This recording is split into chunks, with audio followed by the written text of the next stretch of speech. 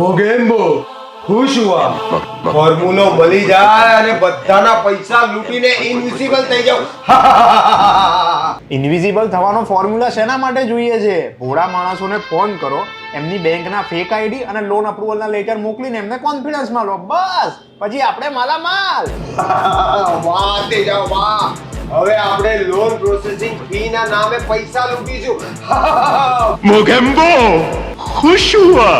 Hello સીમાજી, હા હું Teja, Mogambo finance કંપનીમાંથી. હાજી તમારે લોન જોઈએ છે?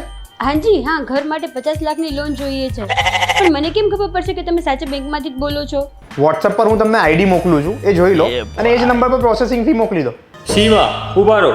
કોઈ પણ બેંક પોતાના આઈડી પર્સનલ નંબરથી વોટ્સએપ પર નથી મોકલતી અને લોનના નામ પર પ્રોસેસિંગ ફી પણ નથી લેતી. આ સ્કેમ અને ફ્રોડ છે. ઓ નો, ફ્રોડ! તેજા કેટલા પૈસા બનાયા?